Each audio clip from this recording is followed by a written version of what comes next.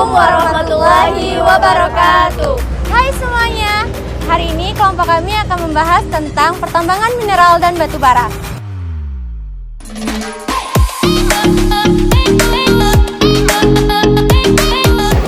Sumber daya alam mempunyai peranan penting yang sangat strategis dalam pembangunan nasional, karena pengelolaan sumber daya alam merupakan penghasil devisa bagi setiap negara. Di Indonesia, terdapat banyak perusahaan yang bergerak di bidang pertambangan mineral dan batu bara, khususnya di Pulau Kalimantan, sebagai salah satu pulau yang menyimpan banyak sumber daya mineral dan batu bara. Pulau Kalimantan mendominasi keberadaan cadangan batu bara terbesar. Jumlahnya mencapai 48,2 miliar ton di Kalimantan Timur dan 22,8 miliar ton di Kalimantan Barat. Selanjutnya, di Kalimantan Selatan sebesar 16,5 miliar ton dan Kalimantan Tengah 3,4 miliar ton. Pada tahun 2018, pencapaian pendapatan negara bukan pajak atau PNBP dari sektor mineral dan batu bara atau Minerba sudah melebihi target yang ditetapkan dalam Anggaran Pendapatan Belanja Negara atau APBN 2018, yaitu mencapai angka 33,5 triliun.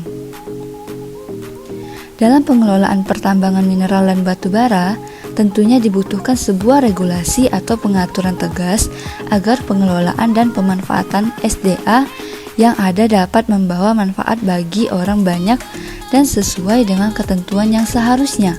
Oleh karena itu, disinilah peran pemerintah dibutuhkan, baik untuk membentuk kebijakan dan pengurusan, membuat peraturan, pengelolaan, dan melakukan pengawasan. Kekayaan alam berupa mineral dan batu bara adalah kekayaan yang tidak dapat diperbarui, memiliki nilai yang luar biasa tinggi, dan diperlukan oleh orang banyak. Pertambangan mineral adalah pertambangan kumpulan mineral berupa biji atau batuan di luar panas bumi, minyak dan gas bumi, serta air dan tanah.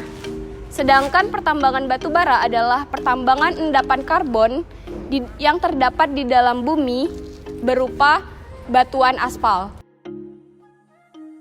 Adapun ruang lingkup dari pengaturan undang-undang ini adalah: pertama, perencanaan, yang mana perencanaan pertambangan mineral dan batu bara dilakukan secara sistematis, terpadu, terarah, menyeluruh, transparan, dan akuntabel. Yang kedua, kewenangan pemerintah pusat dan pemerintah provinsi. Yang ketiga, data dan informasi. Dalam hal ini, menteri dan gubernur sesuai dengan kewenangannya berkewajiban memberikan data dan informasi pertambangan untuk menunjang penyiapan WP, pengembangan ilmu pengetahuan dan teknologi, serta alih teknologi pertambangan yang dilakukan oleh Pusat Data Informasi Pertambangan. Yang keempat, izin. Izin yang dibutuhkan untuk meminimalisir tumpang tindih dan memudahkan pengawasan serta pembinaan dalam pengelolaan mineral dan batu bara. Kemudian yang kelima, pengolahan dan atau pemurnian, yang mana dalamnya memuat pengaturan mengenai syarat mekanisme pembangunan smelter agar ketentuan mengenai pengolahan dan pemurnian dapat lebih implementatif di lapangan.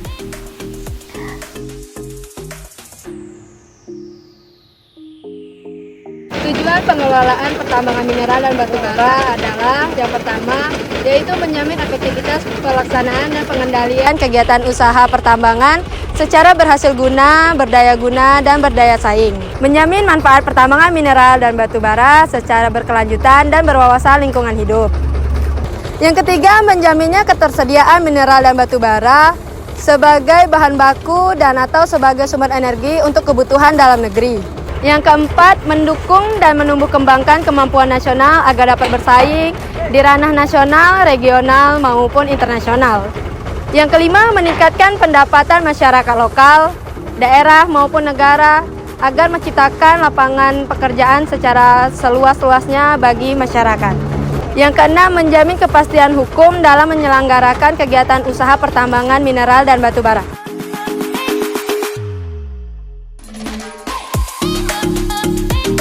Berdasarkan pasal 2 Undang-Undang Nomor 4 Tahun 2009 tentang pertambangan mineral dan batu bara, dikelola berdasarkan 4 asas, yaitu asas keadilan, manfaat, dan keseimbangan.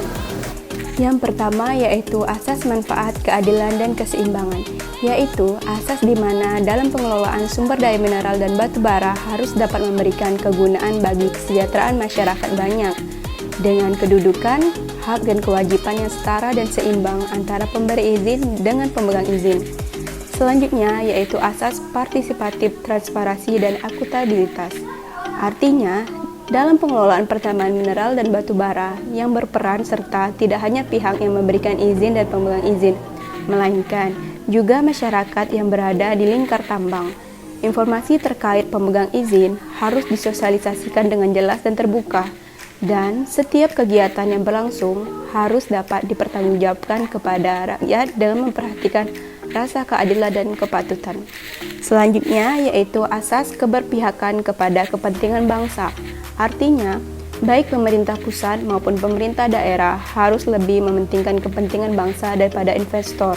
Yang terakhir adalah asas berkelanjutan dan berwawasan lingkungan, yaitu asas yang secara terencana mengintegrasikan dimensi ekonomi, lingkungan, dan sosial budaya dalam keseluruhan usaha pertambangan mineral dan batu bara untuk mewujudkan kesejahteraan masa kini dan masa mendatang.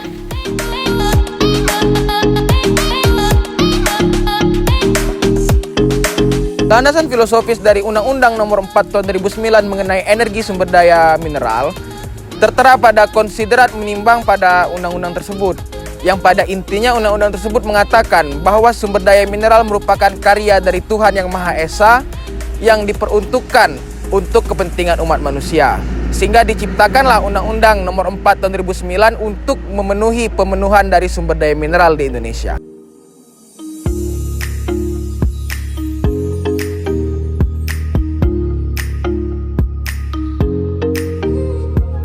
Pertambangan mineral dan batu bara diatur dalam Undang-Undang Nomor 4 Tahun 2009 tentang pertambangan mineral dan batu bara yang kemudian direvisi dalam Undang-Undang Nomor 3 Tahun 2020 yang mengatur tentang perubahan atas Undang-Undang Nomor 4 Tahun 2009 tentang pertambangan mineral dan batu bara.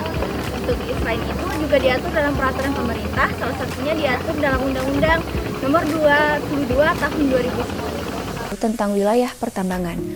Kedua, Peraturan Pemerintah Nomor 23 Tahun 2010 tentang pelaksanaan kegiatan usaha pertambangan mineral dan batu bara.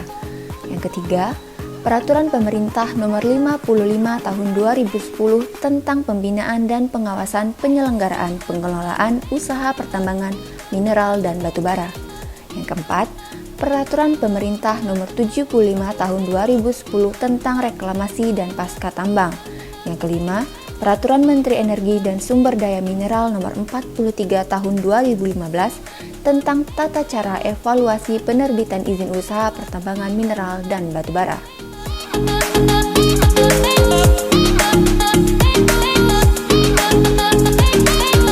Landasan sosiologis ditetapkannya Undang-Undang Nomor 4 Tahun 2009 tentang pertambangan mineral dan batu bara, yakni dikarenakan besarnya keinginan masyarakat, baik perorangan maupun kelompok masyarakat dan badan usaha yang menginginkan untuk mengelola dan mengusahakan pertambangan batu bara dan mineral ini.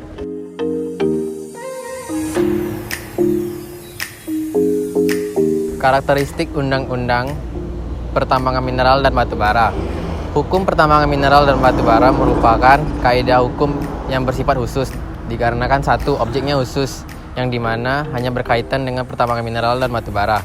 Yang kedua, sifat hubungan para pihak bersifat administratif, di mana pemerintah maupun pemerintah daerah memiliki kedudukan yang lebih tinggi dalam proses pemberian izin kepada pemegang izin IPR atau IUPK, yang didasarkan kepada syarat-syarat dan ketentuan perundang-undangan. Selain itu, pemerintah juga dapat membatalkan secara sepihak apabila pemegang izin tidak mentaati peraturan atau ketentuan perundang-undangan. Lain halnya di mana sistem kontrak, pemerintah tidak dapat membatalkan secara sepihak kontrak yang telah dibuat.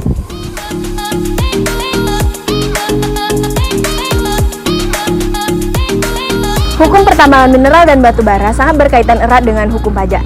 Hukum pajak merupakan kaidah-kaidah hukum yang mengkaji dan menelaah tentang subjek, objek, dan besarnya pajak yang harus dibayar oleh subjek pajak.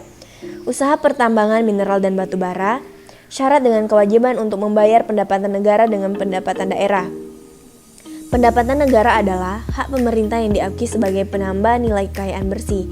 Ada dua jenis pendapatan negara. Yang pertama, penerimaan pajak. Kedua, penerimaan negara bukan pajak. Yang kedua, hukum kehutanan. Hukum pertambangan mineral dan batu bara mempunyai hubungan yang sangat erat dengan hukum kehutanan. Hubungan itu erat kaitannya dengan penggunaan kawasan hutan untuk kegiatan usaha pertambangan baik mineral maupun batu bara.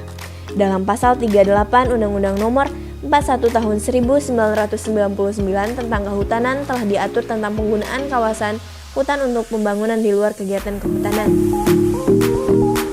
Penambangan yang dibolehkan dalam kawasan hutan produksi yaitu penambangan dengan pola pertambangan terbuka dan penambangan dengan pola pertambangan bawah tanah. Ada 3 metode penambangan. Yang pertama, penambangan bawah air.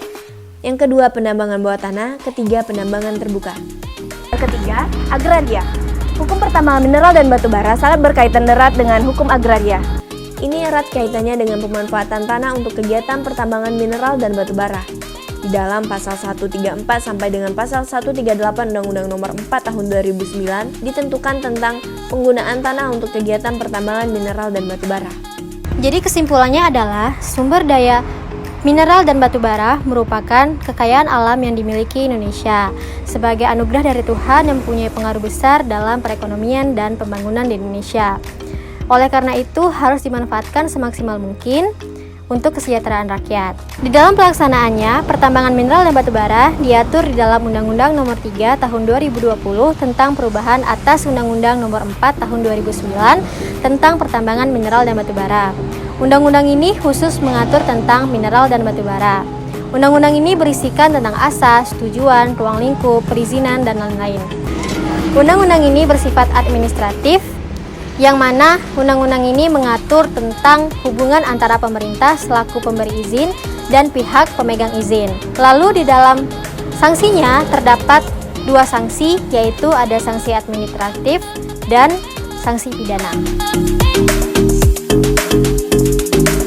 Sekian video dari kelompok kami, semoga bisa bermanfaat untuk kita semua. Kami akhiri. Wassalamualaikum warahmatullahi wabarakatuh.